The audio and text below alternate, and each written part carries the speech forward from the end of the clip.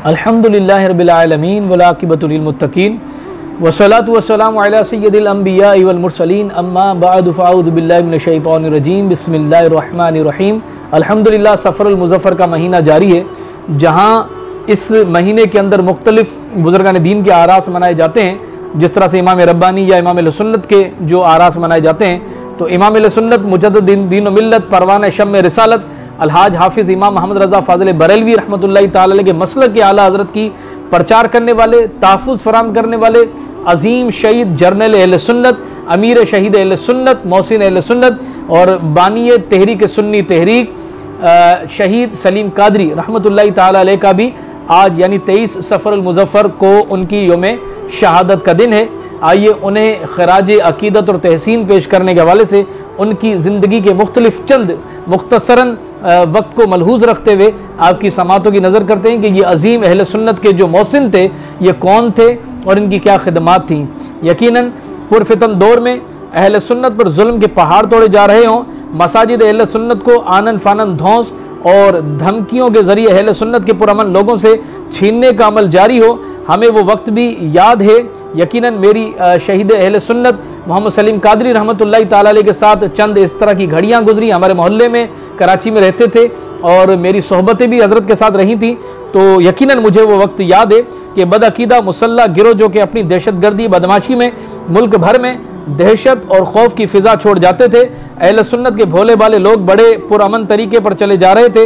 वो धमकियां भी बर्दाश्त न कर पाने वाले जब मसाजिद के छिन जाने पर कानून का सहारा लेते, तो कानून नाफिज करने वाले मजलूमों को सिर्फ तसल्ली के मीठे बोल देकर रुखसत करते।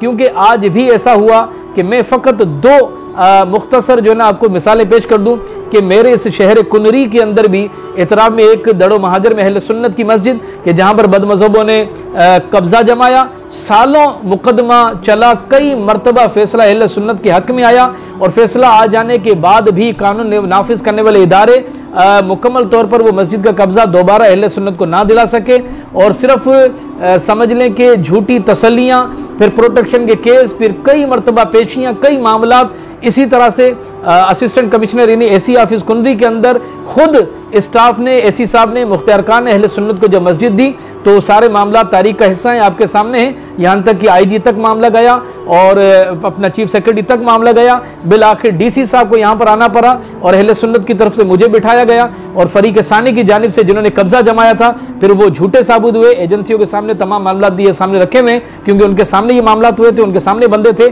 और उन्होंने ये माना, तस्लीम किया कि वाकई अहले सुन्नत हक पर थी और उनके साथ ये मामला थे।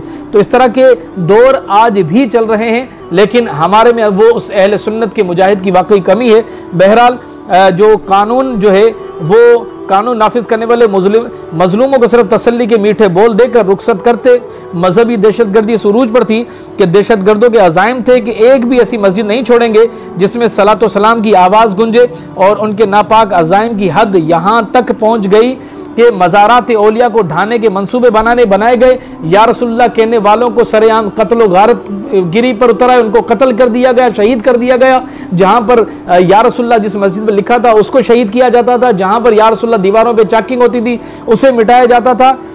ऐसे सुन्नी नौजवानों में मसाजिद को बचाने का वलवला पैदा करना बेहद ज़रूरी था कि जो अपने अक़ीदा अहले सुन्नत के तहफ़्फ़ुज़ को यकीन बनाए और एक अरसे से मसाजिद अहले सुन्नत का छिन जाने के हवाले से छीनना झपटी और रोक कर अपनी मसाजिद को वापस लेने का अमल शुरू करे।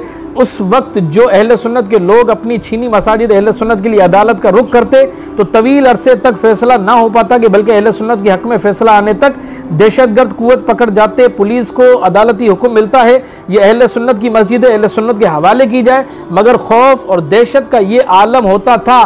बाज़ जगहों पर आज भी ऐसा है, मैं मिसालें दलीलों के साथ पेश कर सकता हूँ कि पुलिस अपनी रिपोर्ट में लिखती है कि अगर मस्जिद को अहले सुन्नत के हवाले किया तो अमन व अमान, लॉ एंड ऑर्डर की सूरत हाल पैदा होगी और कशीदगी की वजह से जानी नुकसान का खतरा है। तो फैसला अहले सुन्नत के हक में होने के बावजूद अहले सुन्नत के लोगों को खाली हाथ लौटना मुकद्दर बन जाता, जिस तरह से कुंडी की मैंने आपको एक मिसाल दी।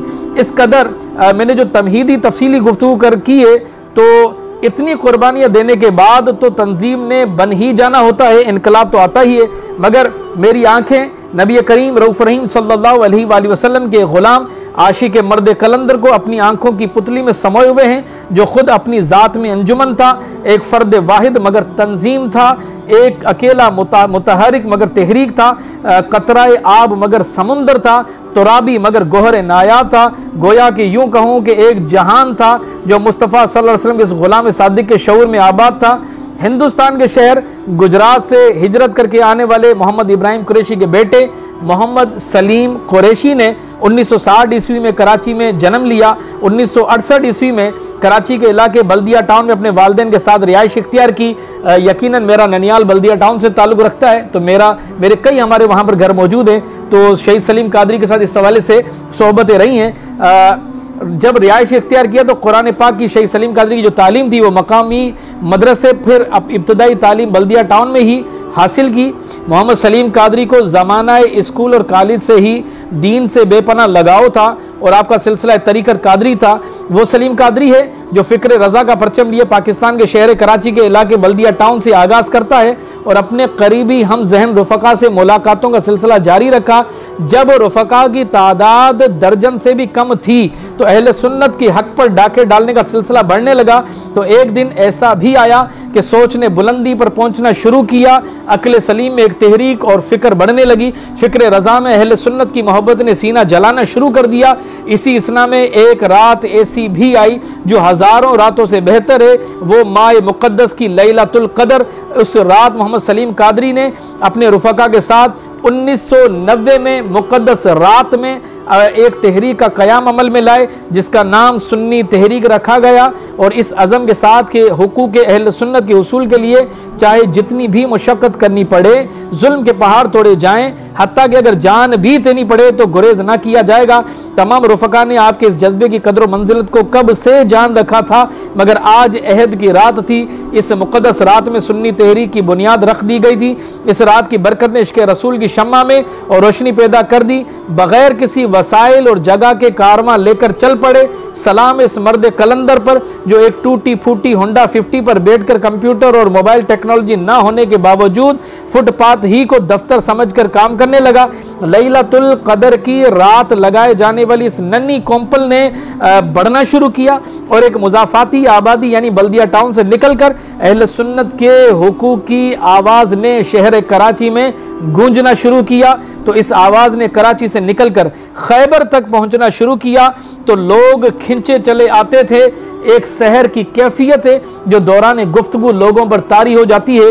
नतीजन लोग गुफ्तगू की रवानी सुनते तो आंखें खुली की खुली रह जाती और अक्ल हैरान रह जाती। अगर बात ताफ़ुज़ नामुस रिसालत सल्लल्लाहु अलैहि वसल्लम की होती तो पिंडाल का हर फर्द जान कुर्बान करने का अज़म कर लेता और अगर मसला तौहीन रिसालत का होता तो सलीम कादरी की एक आवाज़ पर परवाना नामुस रिसालत पर अपनी जानें कुर्बान करने का अज़म किए दिखाई देते। इस सहर अंगेज़ी की वजह न सिर्फ लफाजी या जौहर खिताबत थी बल्कि वो इखलास था जो सलीम कादरी रहमतुल्लाहि ताला अलैह के दिल में मसलक की हक़ की खिदमत के लिए मौजज़न रहता था और हकीकी सच को बिला खौफ व ख़तर ललकार कर कहना ही सलीम कादरी की पहचान बनी। इस कारवां को भी चंद माह ही हुए थे कि जुर्रत और बहादुरी के चर्चे सूबा सिंध के बाद मुल्कों के दीगर हिस्सों में भी होने लगे। शहीद सलीम कादरी और उनके रुफ़क़ा को वसाइल की कमी का सामना था।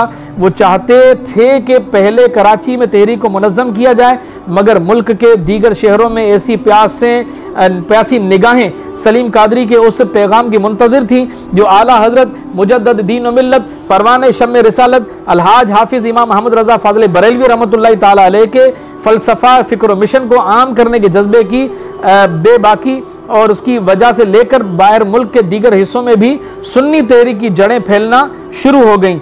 इसी तरह से मुल्क भर में बिलखुसूस बड़े शहरों में सुन्नी तहरीक का पैगाम फैलने और फलने और फूलने लगा। मगर सलीम कादरी बल्दिया टाउन वाला अब वो सलीम कादरी नहीं था कि जो सिर्फ अपने चंद रुफ़क़ा पर मुश्तमिल कारवां के साथ चला। चंद महीनों में इश्क रसूल के जज्बे से सरशार नौजवानों का एक रेला बन चुका था, जो इस अज़म के साथ सलीम कादरी को कायदाना सलाहियतों को मान चुका था और हुकूक अहले सुन्नत की खातिर कुर्बानी देने का अहद कर चुका था।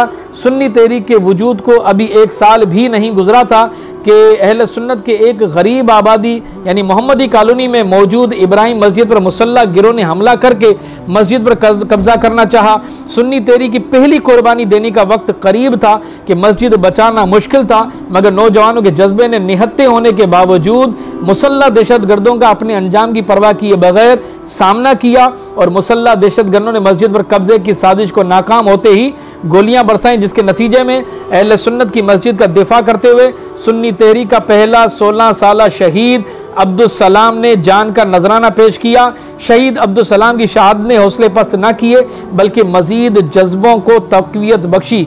ये तो मेरे रब की अता है, वो जिसे चाहे अता करे, जैसा चाहे और जितना चाहे अता करे। मेरे रब ने जब अताओं का दर सलीम कादरी पर खोला तो सफ़ाए नज़र में मुताले में ये मिला कि एक तरफ सलीम कादरी में आजजी है तो दूसरी तरफ दिलेरी, एक तरफ सखावत है तो दूसरी तरफ दुश्मनान रसूल और दुश्मनान मसलक आला हज़रत के लिए बगावत है। तो एक तरफ शरीयत की पासदारी है तो दूसरी तरफ नामूस रिसालत की जान निसारी। खुदा के हुक्म के आगे सर खम है तो काफिर के आगे सर उठाकर जीने का अज़म। तबीयत पुरजोश तो फर्द पुरजोश और दिल इश्क रसूल में गुम है तो आंखें दीदारे मुस्तफ़ा के लिए नम है। सर बुलंदी इस्लाम के लिए हाथ में तलवार है तो ज़बान गुफ्तार के लिए हर लहजे को तैयार गर्ज। ये कि रब तबारक व तआला ने नौजवान क़यादत के लिए एक गोहर नायाब अता फरमा दिया था। सलीम कादरी के हम असर बताते हैं कि रब करीम ने सलीम कादरी को बेशुमार खुदादाद सलाहियतों से नवाजा था।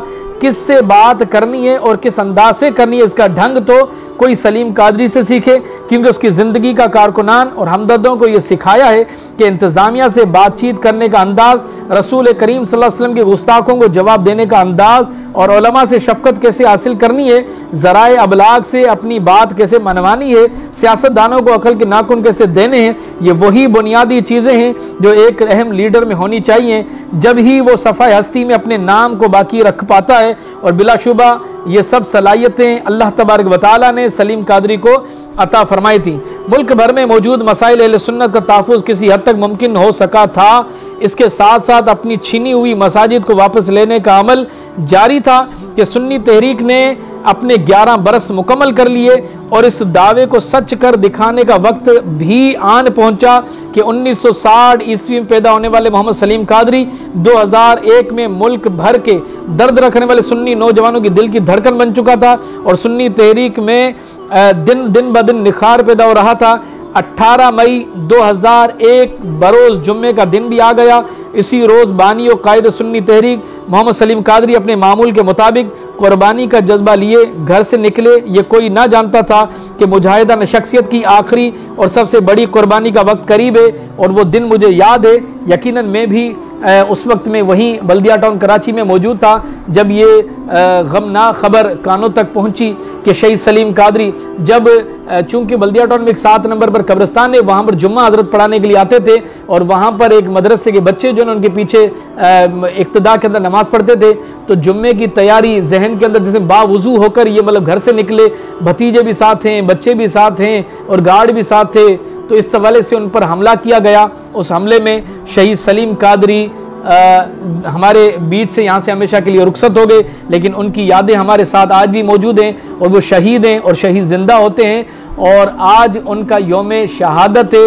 अल्लाह तबारक व तआला शहीद सलीम कादरी की दीनी खिदमात को कबूल फरमाए। अहले सुन्नत पर उनका बहुत बड़ा एहसान है, इंशाअल्लाह रहती दुनिया तक उनका नाम रहेगा। अल्लाह तबारक व तआला उनके मज़ार पर नूर पर रहमत और रिदवान की बारिश नाजिल फरमाए और अल्लाह तबारक व तआला ऐसा जज्बा हम तमाम को अता फरमाए। व आखिर दावाना अनिल हम्दुलिल्लाहि रब्बिल आलमीन।